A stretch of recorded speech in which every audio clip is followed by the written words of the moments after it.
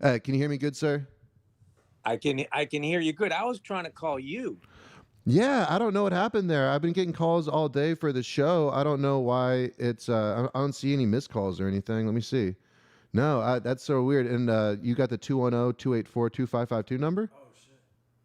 Yeah, that's the number I dialed. Huh, very And weird. I thought Well, I'm maybe you don't have my number, so maybe it's just blocking unknown numbers. maybe, but I do a call-in show.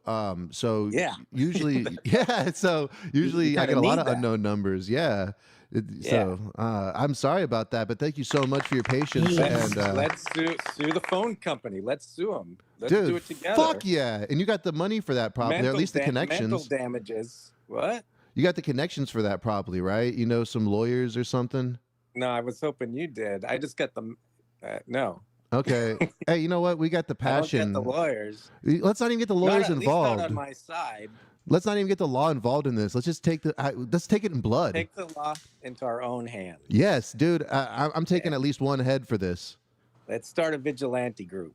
Fuck yeah, dude. And you can do the logos, or maybe I'll do the logos, and you can just be like, you can just criticize me. And I'll be like, well, then why don't you do the logos? And you'll be like, no, I don't want to do the logos. And I'll be like, all right, well, then don't criticize. Yeah, I won't do anything. Well, that's pretty dope. Aced. I like that. It's ultimate laziness, which has got me to where I am today. That speaking of that, I actually have a bunch of questions. I've been trying to listen to your interviews that you've done because I didn't want to ask some of the same questions. I noticed that I couldn't find a lot of interviews on you. No, it's fine because no one listens to those interviews. So ask away. Don't inhibit yourself.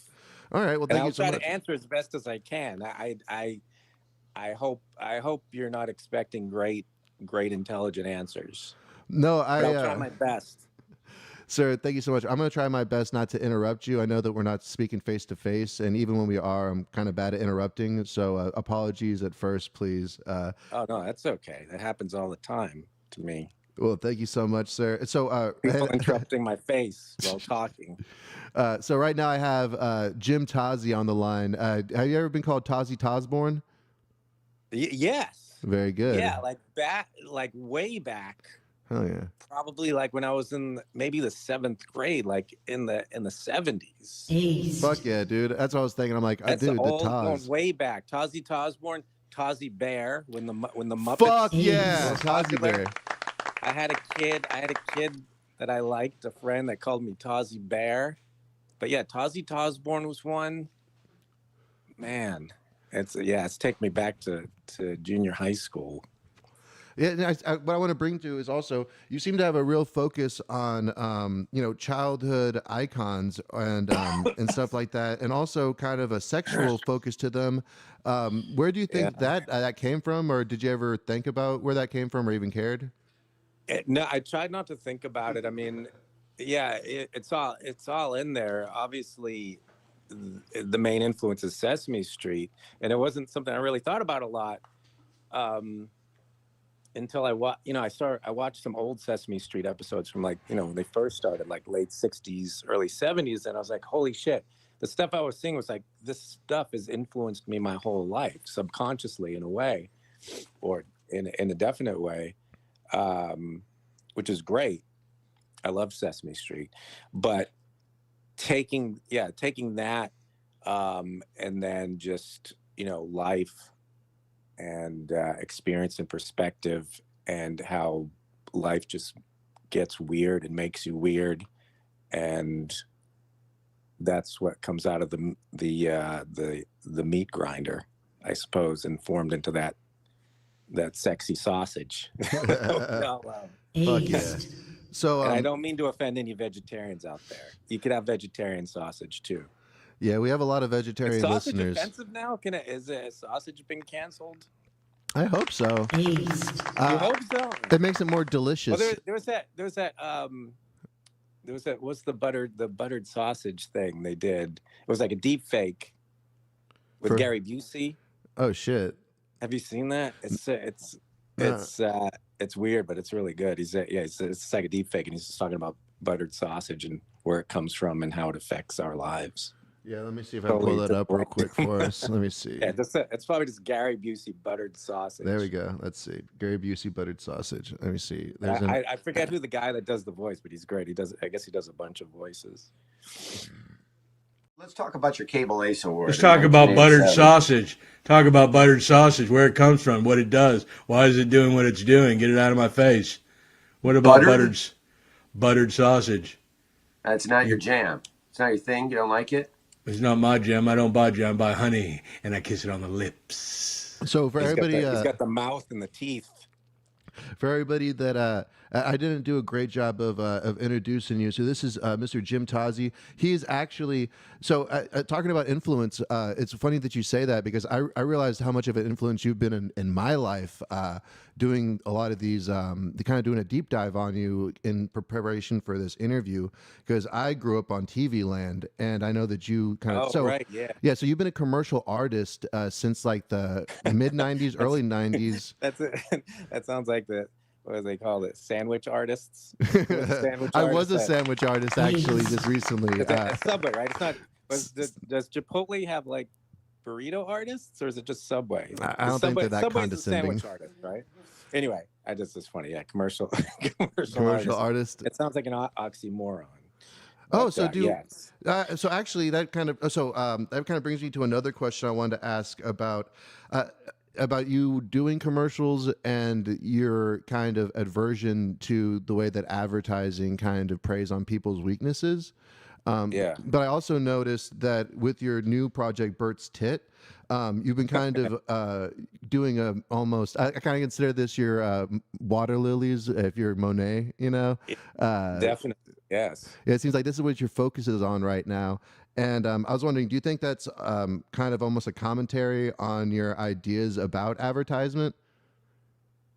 Yeah, I suppose in a way. I mean, like I said, I grew up on Sesame Street, but I also grew up on television. That was like The Babysitter.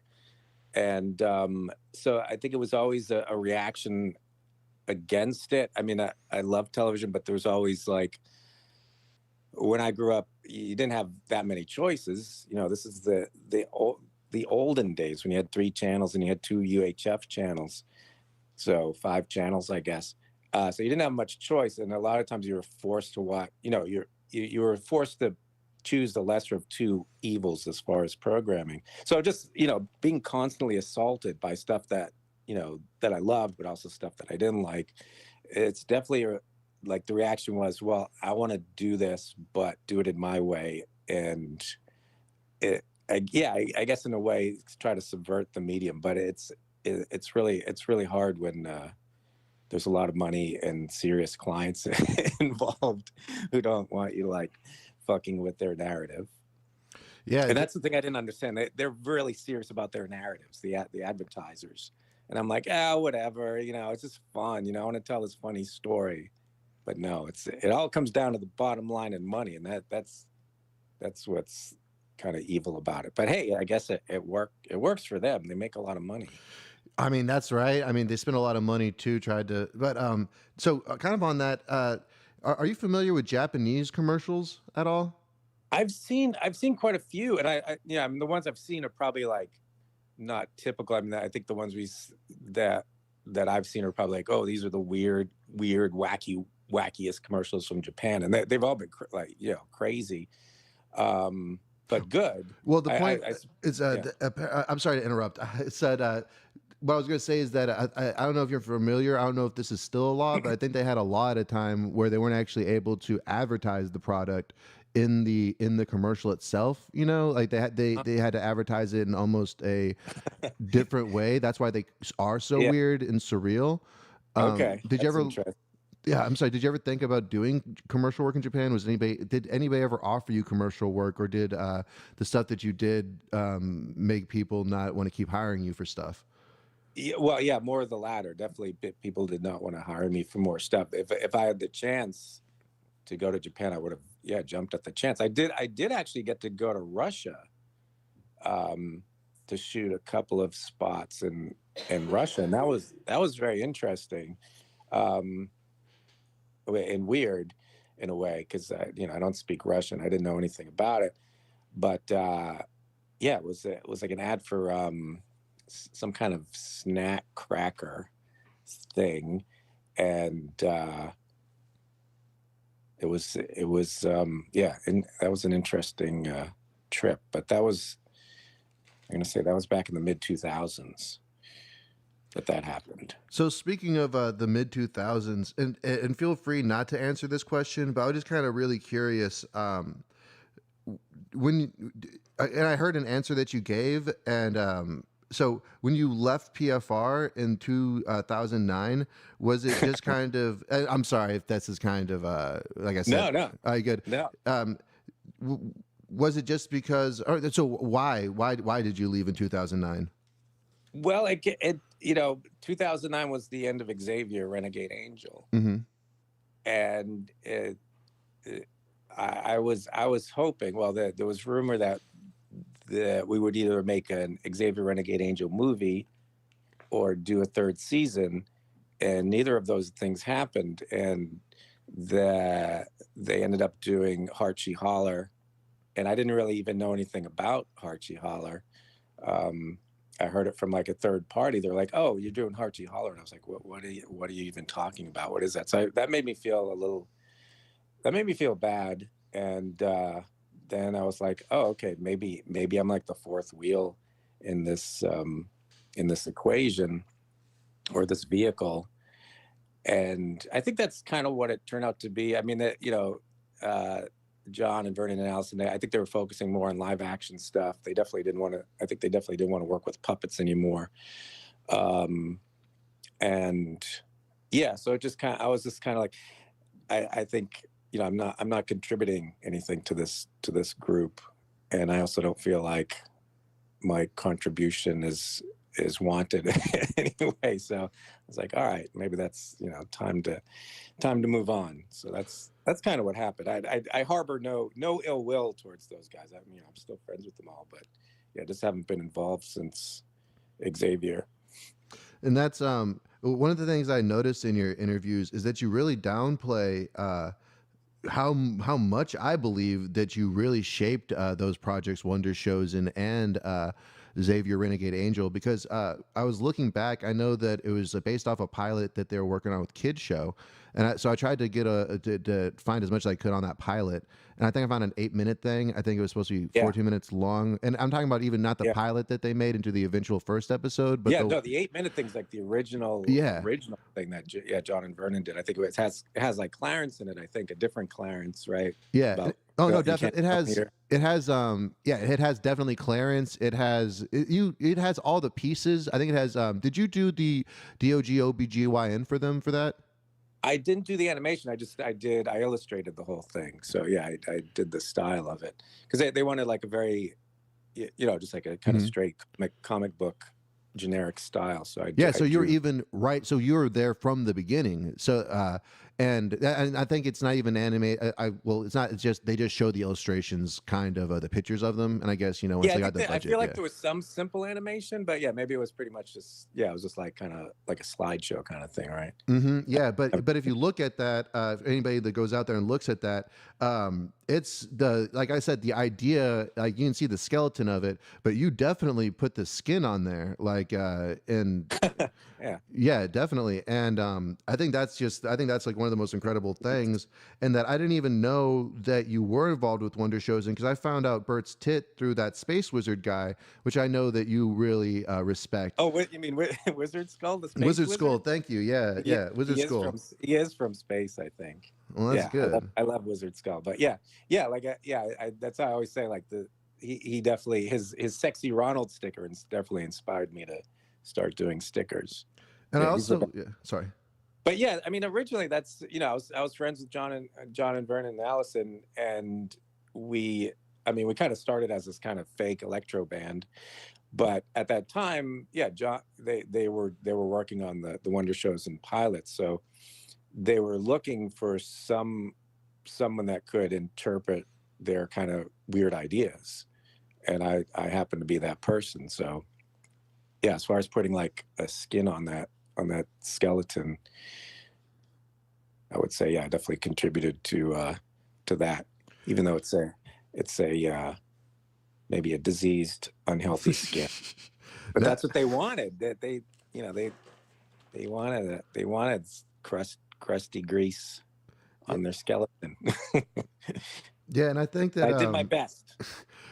no, I think I think Ace. especially with even going all the way back to your commercial work, I think that you really have a special place in people's weird subconscious place that you don't even really get to access unless you're kind of partially dreaming or something like that, like where the humor is, and it's and it's like you kind of remember these things, but they're definitely perverted or weird in a certain way, and Yeah, well, that's like the point I was trying to make about like being raised on television. I think that's what kind of, not that I was probably aware of it, but that's as far as like wanting to get into commercials and stuff like that was like, oh, I need to go back and in a way try to control that, by recreating this stuff. So that's why I was always very very into like recreating recreating certain time periods, and like you mentioned, TV Land. That was like, that was a really probably one of the first commercial jobs I had when I was partners with my ex-wife. We were a directing team, and we did this whole series of fake promos for TV Land, and it was great because we had this concept of taking this product and following it through different decades of different styles of commercials. So we went everywhere from the 50s through the 90s, and that was one of the best, most creative jobs I think I've had in the commercial field, anyway. I think the one of my favorites is where the dude's doing the pull-ups while he's smoking the big pipe at the same time. I was like, oh, that's so fucking funny. Yeah, it's so good. The epitome of mid-century health, smoking while doing pull-ups. It was very like the Church of the Subgenius, Bob kind of influenced, and basically just like a ripoff. I think it was like a Cheerios or a Kix commercials of two kids. One kid ate Cheerios for breakfast and the other kid didn't, so he got to do more pull-ups. Yeah, simpler times.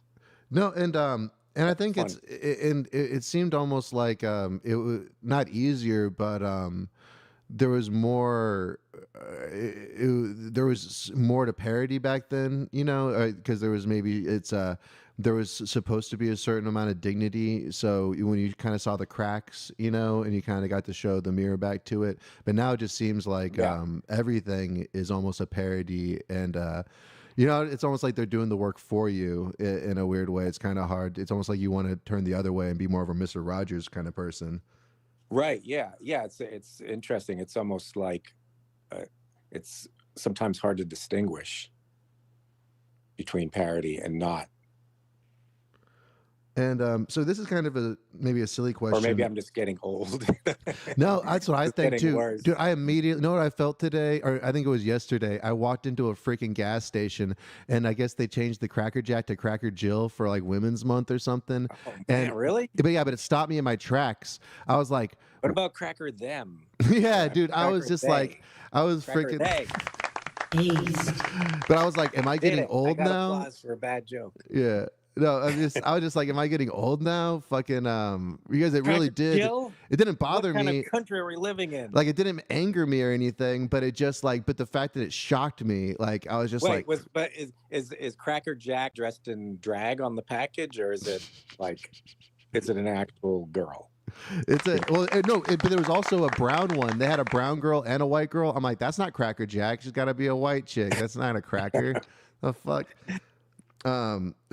Speaking, I'm sorry. So I wanted to ask, how do you are white people offended by Cracker Jack? I'm trying to be offended by it just so I can hold that over somebody's head.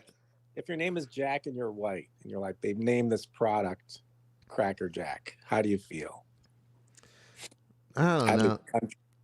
I think I didn't feel anything about it until they took it away. Now I'm kind of like, give Cracker Jack back. Yeah, there you go. That's it. See, that's probably someone's marketing strategy, some think tank. No, exactly, and it's working.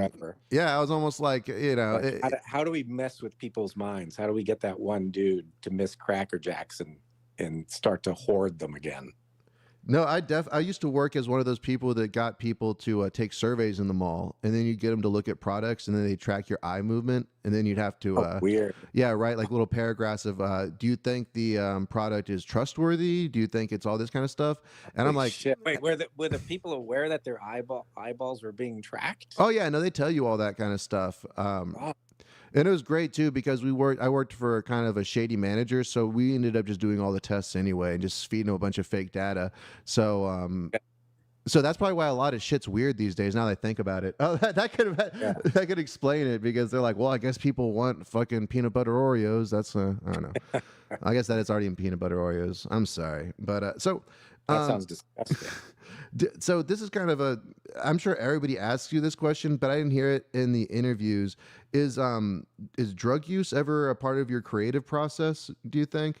Hardly ever. No, and that's an interesting thing because yeah, I remember people always asking me like, well, they see Xavier or they even see Wondershowzen and they're like, John and Vernon, they must have been doing a lot of drugs. It's like, no, they were like the straightest edge guys I knew. I think it was either John or Vernon that hadn't even had alcohol in their entire life.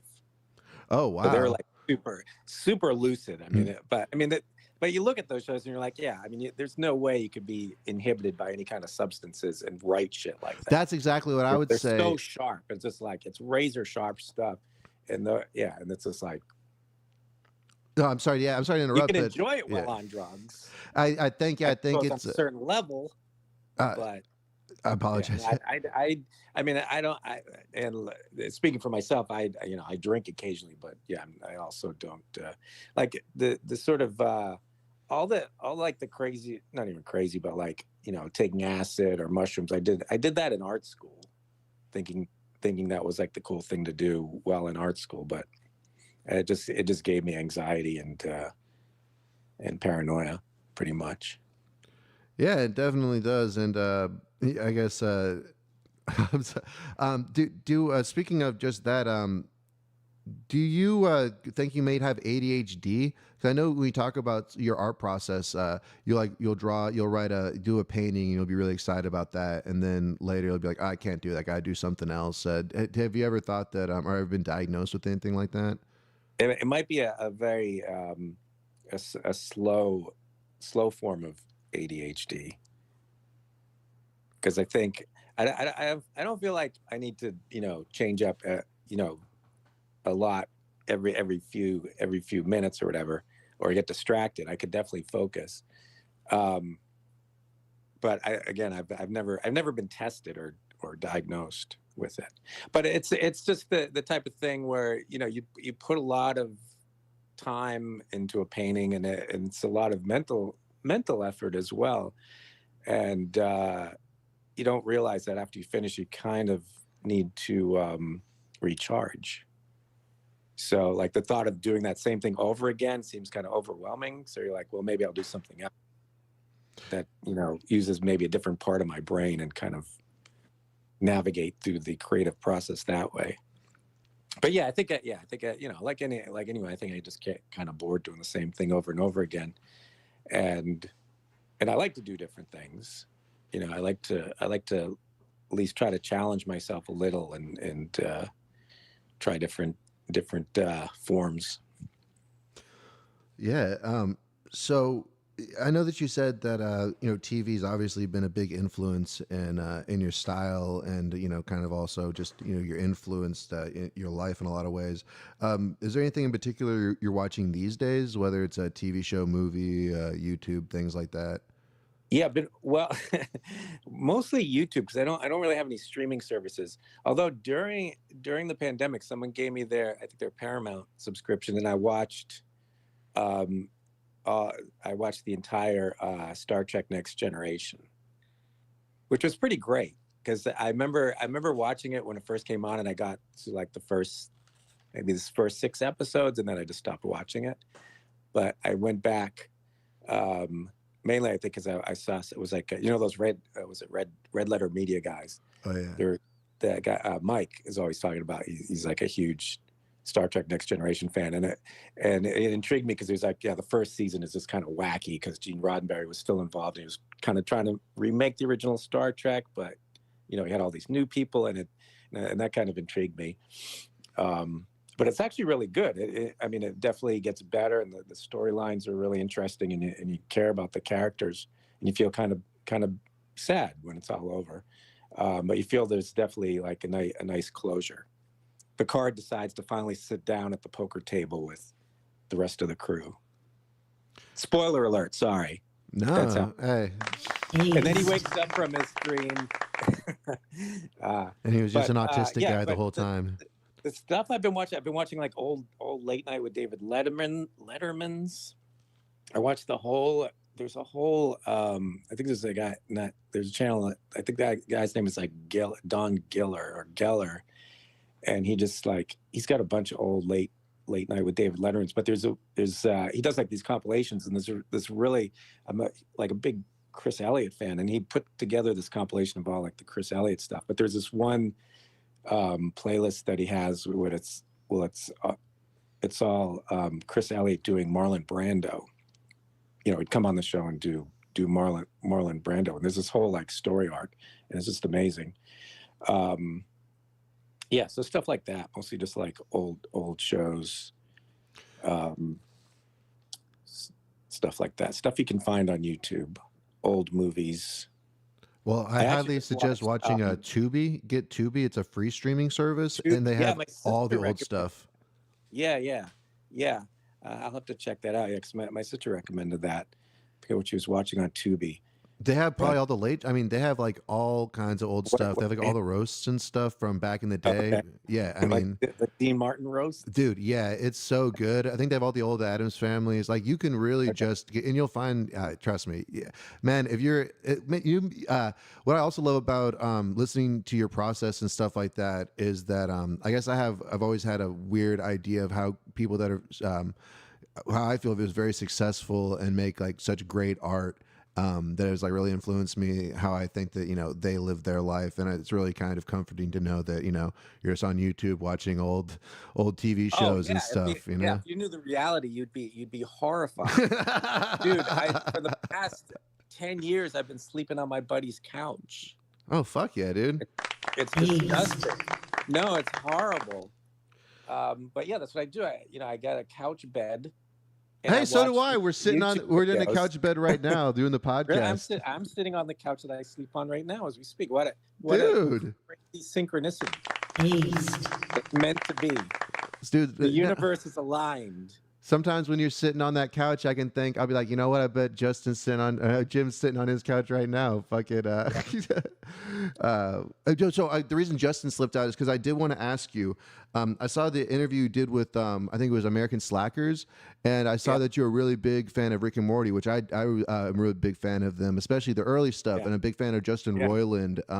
So how do you feel about that whole thing that happened to him? I don't know what people want to say happened to him, but I think it happened to him, how they took away all of his shit. Yeah, I wasn't really sure. I guess I'm kind of confused as to what happened, but I thought, I first heard about him, I think it was through Vernon, because he was like, oh, you got to check out this House of Cosby's. Oh, fuck yeah. And I just loved that. I thought that was so good. And that was Justin Roiland. And then, Rick and Morty, I thought was brilliant. I haven't seen any of the new ones. It's really not. I think the third season is probably the last good season, and then there's just kind of good episodes from then on. It's comfy. Yeah. It's it's comfy to watch. It's not the worst thing to throw on, but it is kind of I don't know.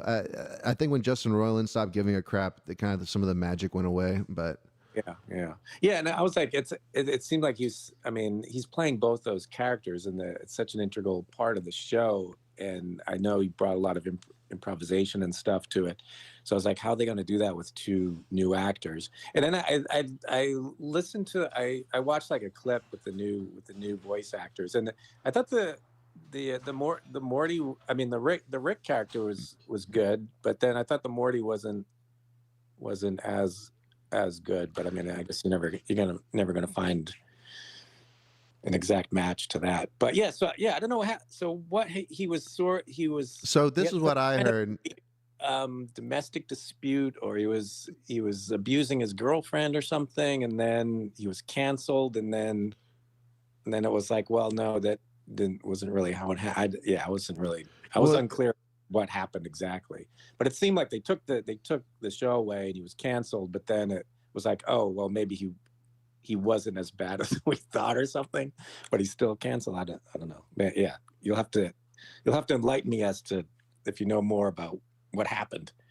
No, that's pretty much the gist of it. So I guess during the lockdown, he got into a domestic with his chick, or it was alleged that he did, and then it kind of came out after kind of the COVID stuff went away. I think they're starting a new season or something, and so they're like, "Oh, this is something that happened." So people are like, we can't associate with him." And then during that time, it also came out that I guess, but this is just pictures. I guess he was like messaging some underage girls, like some 16-year-olds or something like that, saying, I guess like texting them inappropriate things. But it wasn't like Jared level creepy. It was just inappropriate, kind of sex jokes, I'd say. I don't know.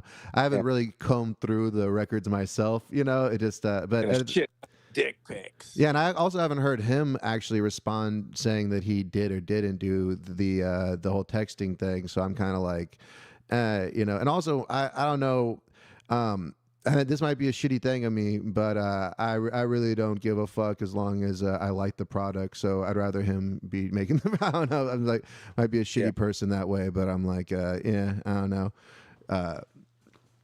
Yeah, so that's what seemed like happened. It seemed like, but also it kind of felt like during one of the seasons, maybe the fourth, they were kind of pushing him out. Not pushing him out, but they just kind of stopped maybe sending him the memos for creative direction, kind of maybe what happened with the PFFR thing and the, where they're just like, like maybe their vision kind of surpassed, or not, so like maybe not surpassed, but like, I don't know, they're just going left and you're going right or something. I don't know. Yeah. Huh. Yeah, I wasn't aware of any of that, but. I'm sorry to be the bearer of bad news. Oh no. I don't want to bring it down like that. I'm sure Justin will be fine. He's like a multimillionaire, I'm sure. Yeah, well, I felt bad for the Bush World, or so the guy that made Bush World. I know you're a big fan of that, and I was too. Oh yeah, Bush. Well, I think he's doing like another cartoon, right? Mm-hmm. Well, he did it, but Justin was the executive producer for it. Okay. Yeah, and then the voice thing. So I'm worried about now that, because he was kind of the golden goose. He was kind of had that Seth MacFarlane thing where it was just like, hey, whatever you want, here's some money, and you're kind of the kingmaker. And he definitely gave that dude the golden ticket. So I'm just kind of worried that whether it's going to go on with Hulu with that, like what the ratings are like. But I thought it was a really good show. I don't know if you got a chance to see Koala Man. No, that's the show. Okay, yeah, I haven't seen it, and I was excited about it because but Bushworld was so good. Just as that parody was amazing. He also did one. Keep making more Bush Worlds. Well, he also did one with these guys, these Bogan characters. I think it's something, and it's kind of like a Beavis and Butthead Australian thing. Definitely look into that dude's stuff. He has a lot of early stuff that's really funny. But yeah, I think I totally agree. They should do more Bush World. Yeah. Yeah. And please let me know if the conversation's ever getting too long. I really appreciate you being generous with your time. So kind of on that note, because that wasn't really a good, because I definitely think that you're one of I think Wondershowzen and just like you guys' stuff. And also, man, when you call yourself a fake music band, I was listening to the PFFR stuff more. I mean, that shit's really fucking good. That stuff's like so good. Well, I always think it's kind of funny just because, I mean, John was the only real musician who could play and sing and knew how to like put a song together. Vernon and myself and Allison, we were just like, okay, we'll just make noise. So yeah, anything that resembles a crafted song is all definitely John Lee. Did you do the vocals on any of them? Probably, yeah. Did you do it on? Yeah, there's that. What's that? There's a song called Buffalo Bill, I think. Oh, and also, did you do fucking Panther or Cobra, or what's the one? It's about the fucking shit, Cougar. Cougar. No, I think that's Vernon. Oh, nice. I love that I think one. Vernon did a lot of the vocals. Actually, he's got a great voice. Yeah, I think that was Vernon. And Vernon did like Sonic Fit. which is a very annoying song. But they're all kind of funny, you know. It's just like it's got that their sense of humor, and it's weird and kind of, you know. I think it pisses a lot of people off, but a lot of people just appreciate the weirdness, which is nice.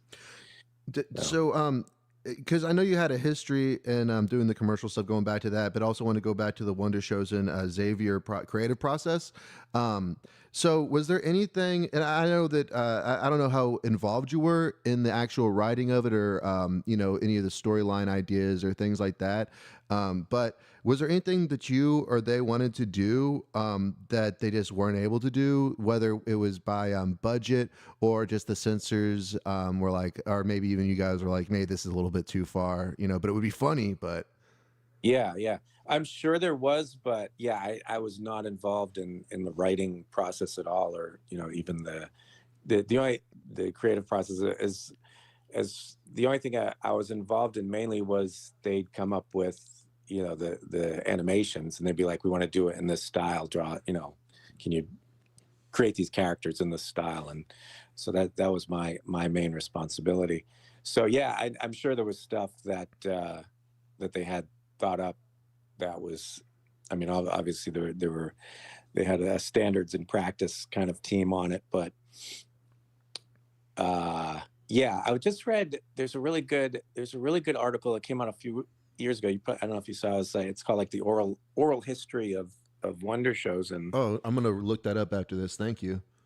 Yeah, I just referred to it because I know it's going to be talking to you, but let me just check, see what the hell it's called. But yeah, that's a really good reference. Yeah, as far as the how they went about like getting away with stuff, basically. And I've heard of similar things where, like, you know, someone will present like 3 ideas, and, you know, they know what they'll consciously have a really like crazy idea because they know it's going to get shot down, so they can have another less crazy idea be produced, you know, that kind of the art of the deal. Yeah, it's you ask for a little bit too much, so then when you ask for what you really wanted, it seems like a compromise. Yeah, and it's like, oh, okay, everyone's getting what they want. But apparently on Wondershowzen, a couple of those crazy ideas that were supposed to never see the light of day actually got made, like little. Apparently. I think I might have heard that some of them got snuck in just from like looking into it, because honestly, like I said, well, you look at this show and you're like, wow, how did these ideas get made, especially like in today's comedy climate. And some of them are a little bit more. So I don't even necessarily think the language and all that kind of stuff, because for the time, like everybody always says, of the time, but everybody was really on the edgy shock jock kind of stuff. You know, so it didn't really seem that weird. But there was one in particular, I think David Cross did it. I don't know if you remember, but when they're doing an interview with David Cross, and he's like, "Why are you doing this? None of this matters. Like, stop," or whatever. And he's like walking away. And he's just like, "Stop." But the way that he words it, it just felt very like deconstructionalist, of almost like. Just the whole narrative and like little stuff like that was very deconstructionalist of the system. I was surprised came in sometimes, but maybe they went over people's heads. I don't know. Yeah, no, they were definitely like at least 15 and a half years ahead of their time. I mean, yeah. But the thing that blew my mind was when that article came out. The guy was like, "Yeah, Wondershowzen premiered a month before YouTube existed." And I was like, really? That's just wild to think about. Like Wondershowzen predates YouTube. It really is, because I have the DVDs, and the DVDs are like they're almost like a little art piece themselves, just the way the menus even operate and all that. It's just yeah. So when it comes to the art collective kind of stuff, do you? So I know. So I want to get to Bert's Tit. And do you consider that more of a tool to get eyes on your other stuff, or is that really like what you're focused on right now? And do you even know what it is yet, or are you kind of figuring it out still while you're doing it? Yeah, that's it. I'm glad you asked me that, because I feel like that's something I've been wrestling with recently that I haven't really been able to put into words, but yes, it is like a way to get noticed. And the idea behind the sticker was, yeah, like, let me take something that's recognizable quickly, because you're putting these stickers up on the street, and if somebody even notices it, how long are they going to glance at it? 30, a second, less than that. So you want to be able to have that register. So I was like, all right, I'll do this iconic character and put a tit on it and see what happens. And people noticed it, so I was like, all right, great.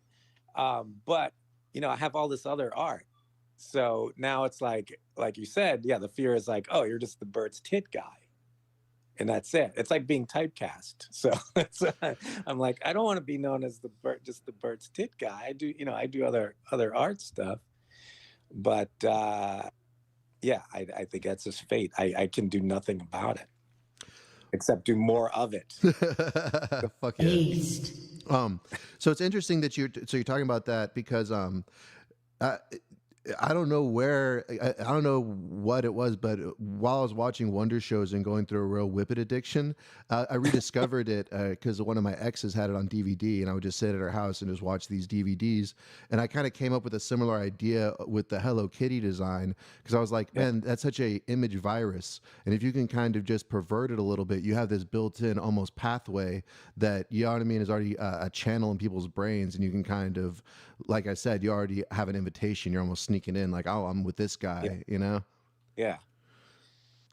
Yeah. I mean, it's also, but it's also like, is that just low hanging fruit? It's like, oh yes, they're taking like this beloved, childhood character, and you're, kind of making it somewhat perverted. Although, I mean, it's not really I don't know. It's not, as far as Bert's tit, I'm like, it's not really a sexual perversion thing. It's tit, but it's a perversion of the character. But the origin is a kid's character, so it's like, yes, I feel bad, like, oh, because like kids still look at this character, and now they see that they're gonna be confused, and their parents are gonna have to explain, and then they'll get upset, and they'll they'll get mad at me, and I love Sesame Street, and then Sesame Street will get mad at me, and so it's just a rabbit hole.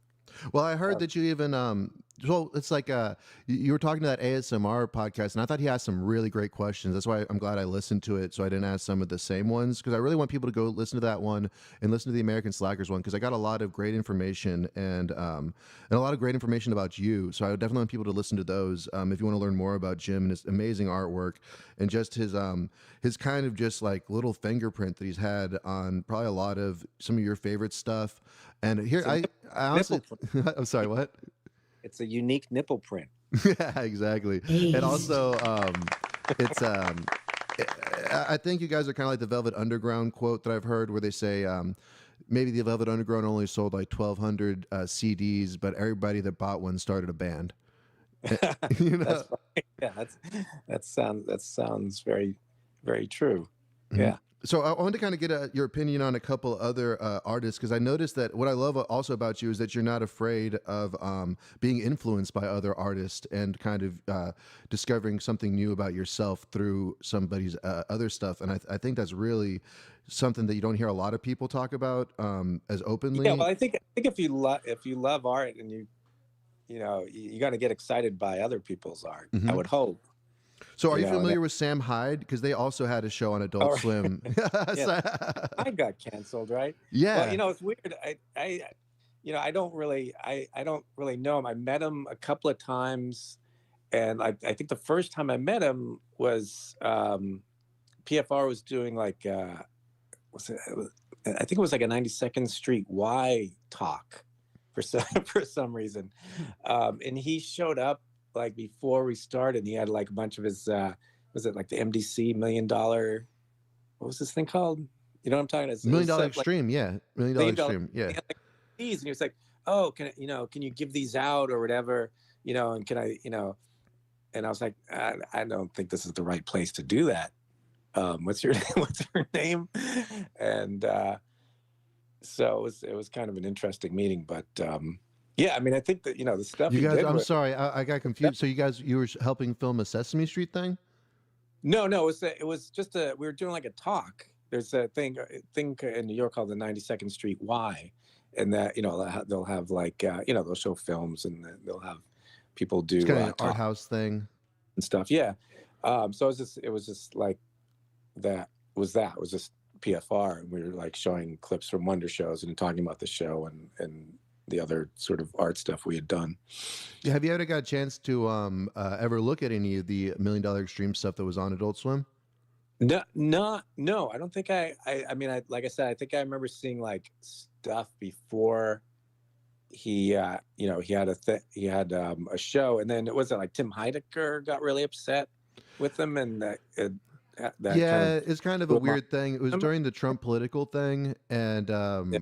so it was like everybody was very divisive, and they kind of liked the MDE was a little bit more, was a little bit more poking fun at maybe some of these liberal ideas, at first, and then they started getting pushback because Sam Hyde's kind of a provocateur, and Yeah. and then and so then they just ended up canceling it, and so. I think Tim Heidecker had said on one of his podcasts to his fans that, hey, if you don't like this, go contact the advertisers. And which I mean, I'm actually a big fan of Tim Heidecker too. I think that and obviously $1 Million Extreme was very influenced by them. So I think that was kind of, maybe he was hurt by that more than anything. I know they kind of have a beef. But yeah, I don't know how much but I know Tim Heidecker also kind of has a lot of clout there. From what I hear, I've never worked for them, obviously, but so I know that he has a lot of shows that they run. So I guess he would probably have a little bit of a pull there. So his word might carry a little bit of weight. So yeah. So it says so I would highly suggest maybe checking out some of their episodes though, because I definitely think it's one of the closest things to Wondershowzen that I'd seen. Definitely, and it's interesting that it was on Adult Swim that you guys had that kind of interesting, or that meeting where you're like, I don't know if this is appropriate. So, have you ever seen anything that you felt was too offensive when it came to art and comedy? Maybe Final Flesh by Vernon Chapman. Okay, I gotta look that up now. Thank you. Oh, okay. You gotta see Final Flesh, and I that was it's a great idea. I don't know about the execution, but the idea was that you could write, you could create a scenario and sort of write it in and send it to these different porn companies, and they would create the scene with porn actors for you. So Vernon was like, I'm going to write a whole script, and have these like amateur porn actors do this whole script. And there's like no. You guys were a part of this. That's how I know about this. Yes, because I'm like, that sounds familiar. And now I see produced by PFFR. Interesting. Oh yeah, go on. I'm sorry. No, and like I said, I thought it's an interesting concept. Watching it is like, I think like it's okay, but yeah. Anyway, so is there a way to see that? Is it streaming anywhere? Or? I don't think so. I think you had to go see Vernon personally. Yeah, well, maybe. Yeah, you got to go to Vernon's house, and he's got a little projector in the closet. No, I think you might still be able to get it on Drag City Records, on DVD. Very good. I gotta check that out. Go check out Final Flesh. It's the only thing. Yeah, seen it. I think you. I mean, I would say you'll definitely enjoy it. Knowing who's behind it. No, it's definitely right up my alley. I don't know if you ever seen the website eFucked. No. Oh geez, yeah, it kind of specializes in porn bloopers and kind of the like the mishaps of sexuality, that people put on the internet, and then somebody edits it up that I know to a funny music and memes. The Pornhub blooper reel. Yeah, it can get kind of dark though, so it's definitely something. Is it heavy R? Oh yeah, it's I'm sure that they actually probably take a lot of their stuff from eFucked. If you see a lot of videos online that are like anything sexually fun, like hardcore, like porn blooper kind of thing, edited in a certain way, most likely is eFucked, and you might even see the thing at the end. Yeah. But yeah, It's like an offshoot of like E-Bombs World or something. yeah, I think that was kind of the idea because I know so the dude that first created it was kind of into making amateur videos himself and porn also, but kind of more like stunt I'm making videos. porn bloopers. You ever seen bum fights? Yes. Yeah, it was yes. kind of in Was that. there a VHS of bum fights? Yeah, there's still. I think you can still buy bum fights off of Indecline. Possibly that's the company that was originally behind it.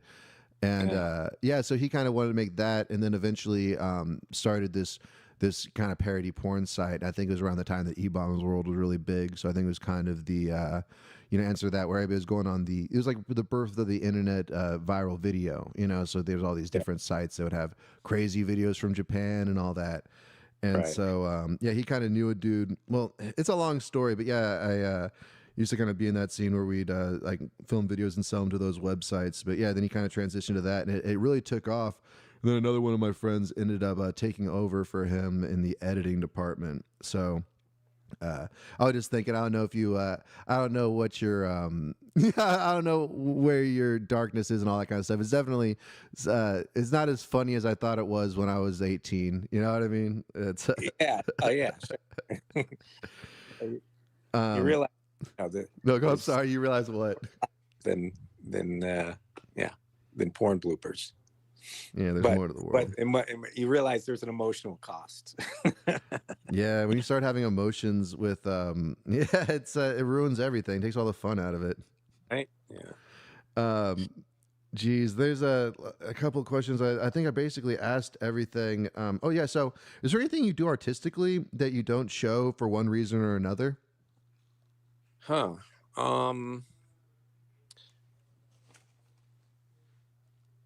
No, I think artistically that stuff's all out there.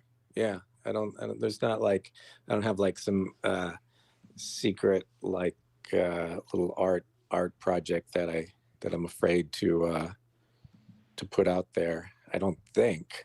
I'm sure I'll think of something, be like, oh yeah, there's this thing tucked away that I'm afraid to show anybody. But no, I can't think of anything. I mean, I've recently published a small volume of my erotic ducks. Oh, really? Yeah, sold out. And that's your Bridges. That's your Monet. That's right. All the duck porn fans out there. And where can people find that? Well, it's not available anymore, but I was selling them on my Instagram. I might do another run. It's just a really tiny, like a 2-inch by 3-inch, very discreet little book of just a bunch of pretty much all the erotic duck paintings I've made over the years. Did you kind of model it after the Tijuana nudie mags? Oh yeah, those are great. Yeah, I mean, it's not like there's no narrative. It's mostly just paintings I've done of like cartoon kind of Donaldish duck-looking ducks, fucking and hanging out naked. But yeah, those little Tijuana books are great. I think his song was like Wimpy and Olive Oil. It was like an old one. Yeah, they would do those in like Wonder Woman and Betty Boop. Whichever the. Those are them, right? Yeah, and Wimpy had this amazing boner. It was drawn so well, but it was old. Yeah, it was like from the 40s or something. But yeah, those are great. Definitely an inspiration. Hell yeah. So are you, is there any trends in art or the media that kind of rub you the wrong way that you've seen on the rise, or maybe some that you see go away that you're happy to see go away? Yeah, I'm sure there's some stuff that's just annoying. I mean, yeah, any trends I always find annoying just because it's just like, okay, yeah, everyone's doing it and it's like the flavor of the month kind of thing. And it's so boring to me. It's just so, it's like influencers kind of, I don't know, just like, yeah, all right. It's everywhere and everyone loves it and it's so easily accessible and you don't really have to think about it. I mean, it just seems like stuff like that. That's what kind of generates these trends. So yeah, I'm sure there's stuff out there now that's just, that I avoid, so I don't even. I try not to waste any brain space on it. Is there anything that bothers you? maybe could jog my memory. No, that's a good point. Bring up repressed visuals. Yeah, I don't know. That's a great question. Is there anything that kind of particularly bothers me? I am kind of, I don't think that there's much of it these days. But I'm kind of glad to see the, I'm going to be a political comedian kind of thing. Ooh. Yeah, Yeah, that was kind of annoying. I'm getting goosebumps, but in a bad way, not in a porn blooper way. Yeah, no, because I like. Sorry. I mean, unless you're like Jon Stewart, but Well, no, it's like I don't like the people. Let's put it this way: I don't have any problem with political comedy. I think there's like a lot of great political comedy, and there's a lot of good stuff there to mock, definitely. But where it's kind of like, oh, I'm a failed comic. Oh, let me now be. Okay. I mean, now be a political guy because I just have to say whatever this person wants me to say, kind of thing. And you're not. Didn't that happen to Steven Crowder was one of them. Okay, now I'm thinking of Jim Brewer. That's it, exactly. Yeah. What happened to him? Definitely. I definitely think it happened to Jim Brewer, but I think that Jim Brewer is, let's put it this way. I think that the way that they call it the Overton window or whatever, or, I think that the center has kind of been forced to identify as the right. But I don't think anybody has to identify as anything. But if you're into politics, whatever was moderate 10 years ago is now, extreme, is now extremist or whatever. In the right. So I think he just, and also I think he's always kind of been, if you ever listen to his stuff, I think he's always kind of been tuned into, the back office that runs, you know what I mean? Whatever you want to say, the powers that be and stuff like that. And I think this COVID stuff really rocked a lot of people. It's really sad. Look at Roseanne. Oh my God, dude. He's like completely nuts. Yeah, and you wonder, it's like, is that part age, or is that like part age, and or like what happened there? She just seems like a full blown like conspiracy theory nut. And also wonder though, like she would know though, like if she's saying that the elites are fucking kids, I'm like, well, yeah, you were probably hanging out with some of them, so she might know. You would know, right? Yeah, that's why I always kind of take their stuff with a little more credence, but then I always go like. But also when Johnny Rotten came out and was saying, oh, everybody knew about Seville. I'm like, oh, wow, you were so punk and didn't write a song about it, though. You're a real punk rock and kept your fucking mouth shut. Yeah, that's a good point. Diddling along with Seville, maybe. Yeah, I mean, but that's when in Rome. Yeah. He's punk, though, he's punk rock. Yeah, he only did it because to show it to the queen. He's like, fuck her. She doesn't want me to molest this child. I don't know. That's also one of those things that I feel like a lot of people are waking up to the conspiracy stuff that I'm kind of like, are you at all a conspiracy kind of guy? I don't even know if that's a weird question. It almost sounds like an offensive thing to ask people, because people usually associate it with flat earth stuff or whatever. But is there any kind of conspiracy stuff that you, or that, I don't know how to word that, but I think you know what I'm saying. Yeah, are there conspiracies that I'm sort of invested in?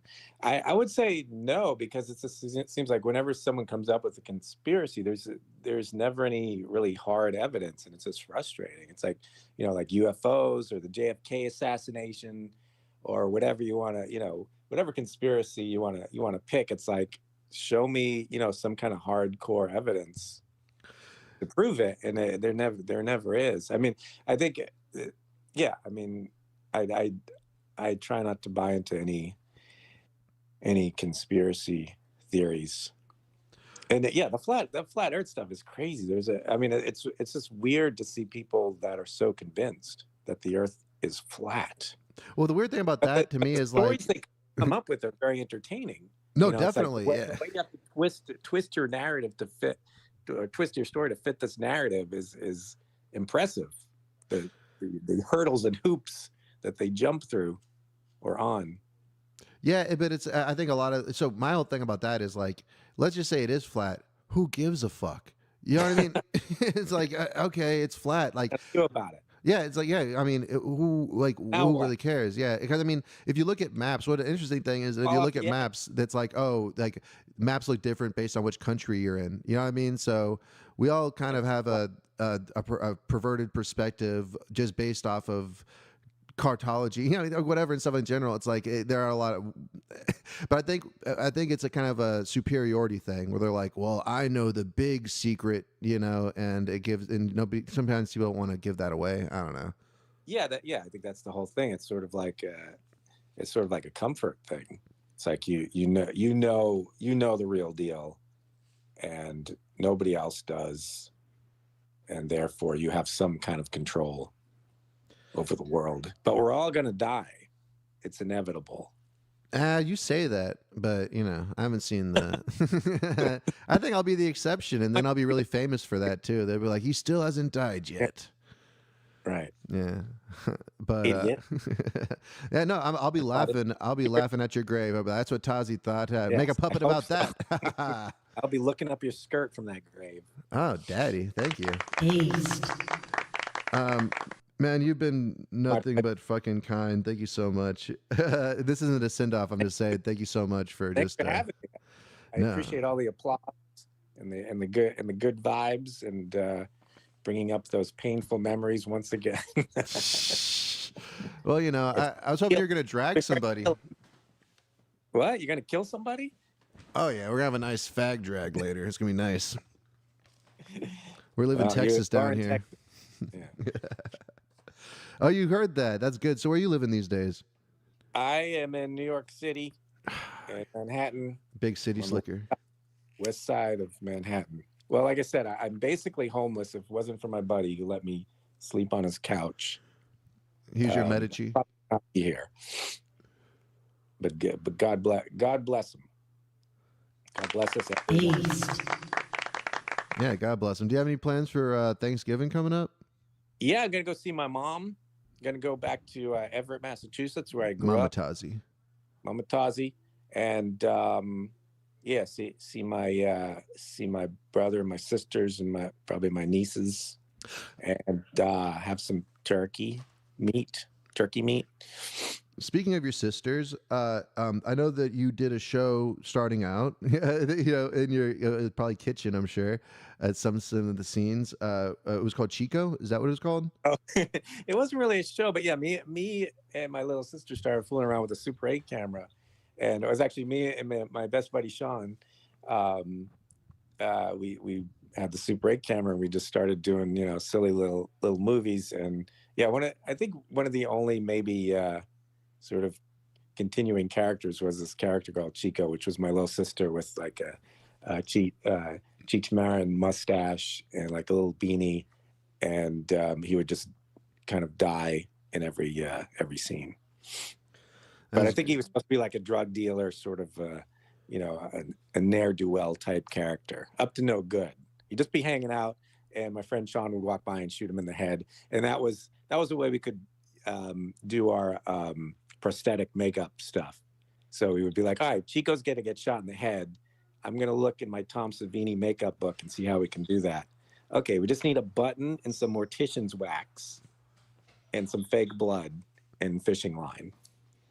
And Sean, you're gonna walk by Chico, and then I'll pull the fishing line and you know, pop a hole in the mortician's wax on my little sister's forehead, and it's gonna look real.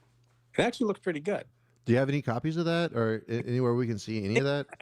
I think I at one point transferred some of those Super 8 films, because we did a thing during, I think it was during Wondershowzen. We had like a little film festival, and like all the people that worked on Wondershowzen brought in like their old films and movies and stuff. And I think I had transferred that, but yeah, it's probably in storage somewhere. I still have all the original film rolls, but they're all in storage. I'll have to get them one day from the grave. Yeah, definitely. I think that'd be really funny to see. Some kind of format that people can see.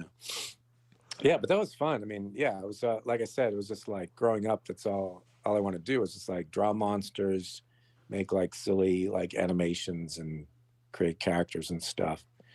So I guess fortunately I've been able to continue doing that. Yeah. Do you have any Beast. do you have any advice? Because I know that you got into the business kind of young. You know, it was definitely probably a different business maybe back then. I don't know. Was it?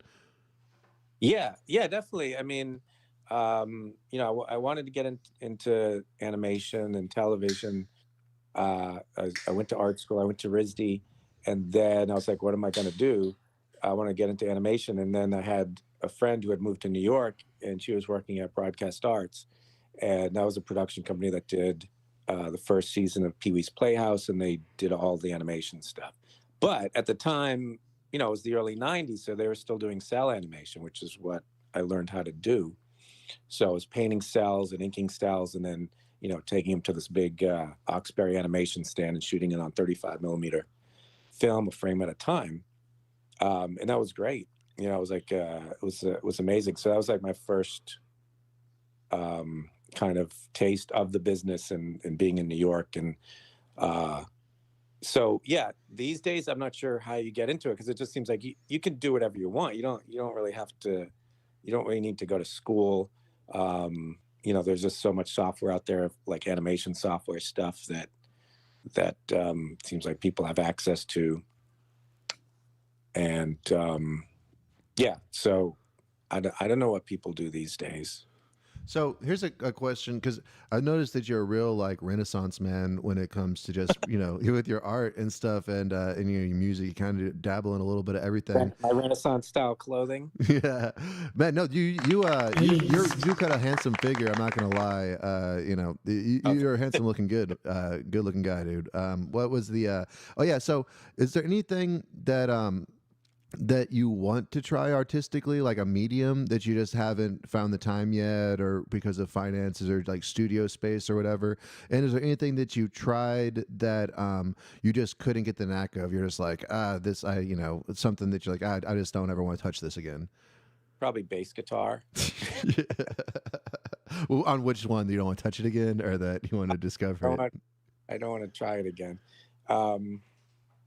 No, I guess music is the thing that's always eluded me, that that I was interested in being able to understand it. And I don't have the brain for it. I don't know how people do it. I don't know how you remember notes, or what note is what, or how to do it. But that's okay. But yeah, as far as doing something closer to, or something that I haven't done, that's maybe closer to what I do, I don't think so. I mean, I feel like I've tried everything. I've done animation. I've tried all different kinds of animation: puppet animation, cell animation, claymation. I've done all kinds of paintings, all different kinds of drawing styles: watercolor, oil paint, acrylic. So yeah, I mean, I'm trying to think of it. I feel like I've seen things that are new. Maybe felting. There's these people that do these. I don't know if you've seen it. Velvet paintings? No, felting. I have done velvet paintings, but felting is like, I've seen people do like these very realistic cat heads. Oh, I think I know what you're talking about, like on TikTok, where they have the little like machine, Yeah. and they press the little thing into the little ball of cotton kind of thing. Is that what you're talking about? Yeah.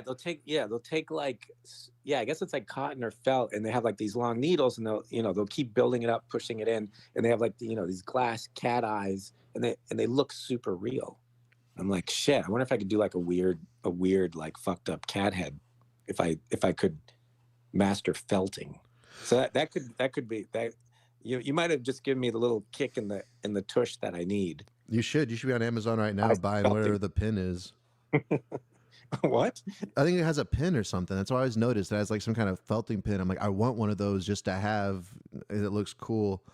Yeah. I think the gear is pretty cool. I think I think the community's kind of awesome. We should get into it. Maybe start. Is there's a budding friendship, and that's what we'll relate about. You know what? That's what we'll bond over, is felting our deceased pets. So here's a question that you kind of got me thinking about, because whenever I try to do art, or when I find anything, I always end up making it a fucked up version. I always end up doing something, whatever. And I always copped it to, I'm not really good at drawing hands, so I had a lot of amputee drawings, So, so did you ever see that? What? I saw a guy that had a tattoo, and he was missing an arm, but he got this tattoo of like a dolphin on his shoulder, and then like the nose of the dolphin was like the nub of what was left of his arm. Did you ever see that? Yeah, I've It's a seen. great- I love shit like that where it's like, oh, that guy seems like he'd be really fun to party with. He's just got a Yeah. good attitude about life. Yeah, it's like, what are you gonna do? Or Anyway, I have a fat guy with a big like dog taking a shit on his belly button or something. And you're like, oh, that guy's great. yeah. Oh, what was gonna? Yeah. So, have you ever tried to, or have you ever been? You ever made anything maybe more classical, or have you ever tried to like on your own be like, I want to make something that's not goofy or whatever. I don't know how to necessarily put it. Yeah, something that's like, I mean, I consider most of my art like lowbrow. And then I see people that, you know, just can paint like photorealistic portraits. And I'm like, man, I wish I could do that. And I just, yeah, I mean, I think there's like, sometimes I do start out like wanting to do something that's maybe not as typically like cartoony or lowbrow, but I just kind of seem to fall back into that just because I guess it's, you know, a safe space, and I know, you know, I'm competent in that space and have enough confidence to be able to do what I want.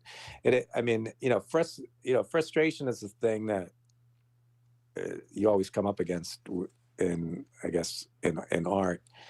But it's a terrible feeling to be, like you said, want to like draw hands or something, and then you're just like, oh, fuck it, let's just ignore the hands. But you know, but there's a beauty in, you know, what I appreciate is that there's a beauty in someone that doesn't necessarily know how to draw hands or do art, but they still try, you know. And what you get is like that's the essence of this person's struggle, and that to me is so much more interesting than like seeing a photorealistic portrait, you know. I mean, I can appreciate like a, you know, a beautiful portrait, but there's also something more interesting about this, you know, the struggle that someone undertakes that really wants to, like, you know, get to a certain point but doesn't quite make it, but still reveal their, you know, their process. Yeah, no, I think that's beautiful, actually, the way that you put that. Yeah, And I yeah, go feel on. like for myself, that also kind of gives me, when I'm doing stuff, a little leeway, because I'm like, well, yeah, maybe this doesn't look like a perfect face, but it's the way I see it, you know, and it's sort of, you know, I'm the only one that's going to be able to express it this way. So I'm not, if it feels like fucked up to me or not perfect, it's not necessarily going to appear that way to somebody else. Yeah, so do you are there like when you're looking at your art, all you see is the imperfections, the things that you weren't able to do? Yeah, of course. Yeah, I Interesting. mean, that's part of like, yeah, I mean, it's part of the process. Yeah, it always seems to, I mean, a lot of times I feel like it goes through different phases where you start out like with a cool idea and you put it down on the canvas and it looks pretty good, and then you start adding paint and it just starts looking worse and worse, and you feel worse about it, and you feel more and more depressed, and then you're just like, all right, I gotta, you know, punch through this wall, and you just keep going, and then eventually you're like, all right, it's starting to look a little better, and then you're like, all right, I gotta stop now, it's okay. So yeah, it's the artist struggle, I think, is pretty much typical. Do you and so do you like the kind of like the transient lifestyle that you're living these days? Yeah. Yeah. Not really. No, I mean, well, it took me a while to understand. I mean, because getting back to early on in the conversation, after PFR, you know, I was making pretty good money as a commercial director, and I was making really good money working on, you know, Xavier, and then that just was like, that money was just cut off. So I'm like, all right, what am I going to do? I'm living in New York and I can't afford the rent. So I'm like, I have no choice. I have no money saved up. So I'm 44 years old and I end up living with my parents again. And I was like, this is probably the lowest point of my life, you know? But the thing that it forced me into was the realization that it forced me to think about, what do I really want to do? What is, you know, in the core of my heart that you know, if I can't do anything else, what do I want to do? So it made me focus on that. And I was just doing art. So that's what I started doing. So it was in a way a blessing, although it was a very, you know, a very difficult transition, you know, kind of almost extreme in a way. I mean, thankfully, I wasn't like homeless. I wasn't out on the street. I had a place to go. So yeah, I mean, it's been, like I said, I've been here 10 years on a couch, but it's been an interesting journey, you know, because I have been able, the thing that it's given me is that it's given me time to, you know, pursue all these artistic ideas and actually make art and, you know, not be too stressed about my living situation. So obviously it's not perfect, but I think it's kind of part of the story I guess I've chosen that's playing out. Yeah. So what do you see next? Are you interested in maybe doing not necessarily obviously Xavier or Wondershowzen, but working with another team like that? You know, doing I don't know, in some facet or another, or maybe are you already doing that? Is there something already in the works? Yeah, I think there kind of is. I mean, yeah, I loved, you know, working with those guys. I mean, it was unique. It was kind of unique. It's not something um, that those kind of people like John and Vernon. They're just like they're so smart and clever and so good at what they do. And yeah, you don't meet people like that very often. And I'm glad to call them my friends. But it was just so much fun working with them because they're so good at what they do and they're so funny. And I feel like, you know, I learned a lot just from you know, hanging out with those guys. But yeah, I mean, I do like working collaboratively, and it would be great to, you know, kind of have something like that again. I did actually get to do there's a there's a movie about stickers called Sticker Movie that I was recently involved in, and that was a lot of fun because I got to do I do the puppet in the movie, which which was a lot of fun. And Is it the leather puppet? no, it's the same kind of form. It's not, yeah, the leather puppet is called Gimpy, and there's a few of them. This one is pink, and he's called Slappy. He's a slap tagger, which is, you know, what the kids who do the stickers call it. So yeah, so I got to do that, and that was a lot of fun. It did kind of remind me a little bit of the Wondershowzen days. So yeah, you know, I'm definitely up for anything like that may present itself.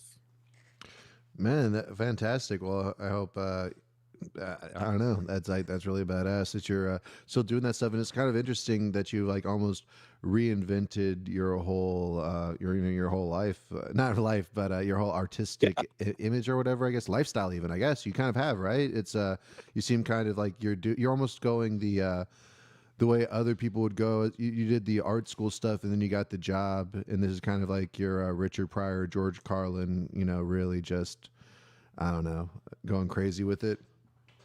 From riches to rags to more rags. Yeah, just kind of like I said, it's just a realization of what I want to do, which yeah, I mean, I think I explained it as well as I could. But I think, you know, when you're starting out, and it, you know, it was different when I started out. Like I moved to New York, and I was just doing freelance work, working at an animation studio, and I could make, you know, I could make my rent in a week. You know, and that changed really quickly. It's just now you step out of the apartment and you spend $100 just stepping onto the sidewalk. It's ridiculous. So It's like harder to live as a starving artist these days. I think it's always been, but yeah.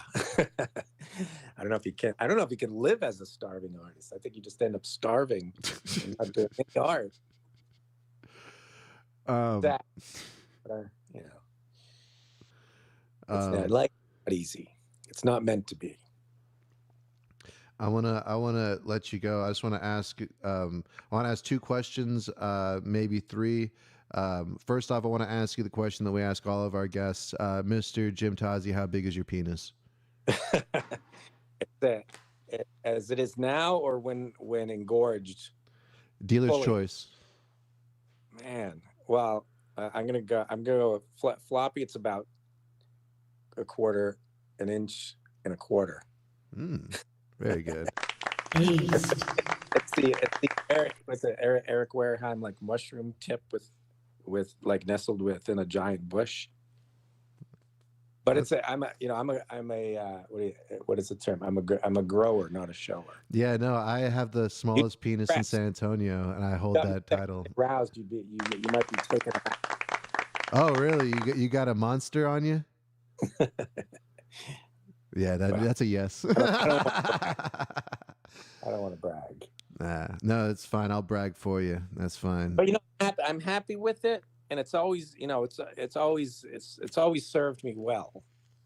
So I have no complaints. That's beautiful. No matter how small you think my penis is. Well, you know what? Let's just let's just all bask in that a little bit. You know, kind of like a fart inside a car. Let's just sit in it. That's nice. Yeah. Be secure in your manhood or lack thereof. Yes, or lack thereof. And so I want to ask, this is a very corny question, but I would love to hear your take on it just personally. Do you have any advice to people that, you know, are not necessarily trying to, you know, I don't know, just something that you wish that you would have heard when you were younger, that maybe you only recently discovered, or somebody had told you or something like that, that you kind of think back to a lot and that you're glad that you heard or learned? Or didn't wait, is it or didn't learn? No, I know. I kind of, I that's, heard that I did, that has helped me. yeah, something that's helped you, but maybe you wish you had heard earlier. Something, yeah. Sorry about that. Like, dude, you got to get into NFTs. You son of a bitch. I think I missed the boat. I got a bunch of dog coins, and now they're worthless. I actually heard that Harry Potter or Obama earlier, we probably wouldn't be having this conversation. I'd be on a yacht with Elon, just cruising. Is that, man? So do you know Beeple? I know that he's the guy that got all the fucking money. Well, that was the thing, that right? Everyone went crazy because Beeple was like, was it Christie's or Sotheby's, like sold his fucking little digital art things for millions of dollars, and everyone went nuts. But I do know a guy. Beeple then had like. It doesn't seem like it was that long ago. I think he had like a show, like a group show, and he invited a bunch of, I guess, NFT artists to show. And I do know one guy that was part of that. Who's actually a really good artist and very funny, David Henry Nobody Jr. Okay. I don't know if you've heard of him, but look him up on Instagram. He's the guy that in the 90s, he dressed, he had this fake persona, and he would wear a tuxedo and crash like rich, expensive parties, and he'd like hang out with Bill Clinton and Hillary and stuff. That's so cool. Yeah, he's amazing, and he does really good like weird. I guess he builds like costumes for himself, and they're all kind of like kinetic, mobile, crazy, funny costumes with like hot dogs and like putting a bag of cereal around his head and then pouring milk into it. Yeah, he's great. So I think he was part of the Beeple show. But yes, serious like advice that I got that was helpful, I'm not sure. I always feel like, I always miss the boat on that stuff. It's like a little too late. Like, oh shit, or maybe I should have paid attention. Yeah, no, I back. So speaking of, when I used to get paid to do videos with stunts and stuff like that. Somebody offered to pay me in Bitcoin. Oh shit! Yeah, I could have had like a lot of. I could have had a lot of Bitcoin, but here's the thing: I wouldn't have kept it. I would have just sold it. So it's not like if I had that foresight, it would have been a different Alonzo that wasn't making those videos that would have had the foresight to keep it. So it's like, Right. yeah, I don't know. So Yeah, you wonder how would your life be much different, or do I I? suppose Oh man, I didn't even think about that. Wow, shit. That's I why would, I I'm would hope, stupid. but you would hope not. Like if you suddenly became like a millionaire. Say. Oh no, I'd become I'd become probably like a supervillain, like a Lex Luthor type You'd personally. yeah, yeah. Yeah. You'd find an underground lair. Oh yeah, no, I would have multiple subterranean layers. You've seen where they try to sell those missile silos, right? Yeah. Yes. Yeah. Don't people live down there? Dude, that's something Like like that. or an abandoned airplane. An Yeah, then abandoned 7. I get some Israeli friends and they sneak me a nuke and I can be a real problem for the fucking government. Yeah, you could. That's how you make your money. Yeah, exactly. And then who's canceling who now? Yeah. Yeah. That's a two-way street, I guess. Yeah, exactly. Mutual destruction, my friends. Now just let me draw my boner cartoons in peace Yeah. of Muhammad. Boner Muhammad. Oh, maybe that'll be my thing. Bert's That's- tit, that's- I'll be Boner Muhammad. Oh, to be uninhibited in your drawings of religious figures. Aced. I like that. Uninhibited in your religious figures. That's fucking beautiful. Mr. Yeah. Tozzi, I worry that if I say any more, I'm gonna stick my foot in my mouth and offend you. I have nothing but the most respect for you, my man. Thank you so much for calling in. I'm sorry about the early issues. I'm sorry, go on. Oh no, it's not nice. I appreciate that very much. It's been a pleasure.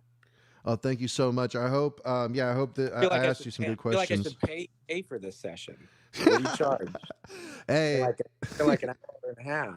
$85 an hour or something.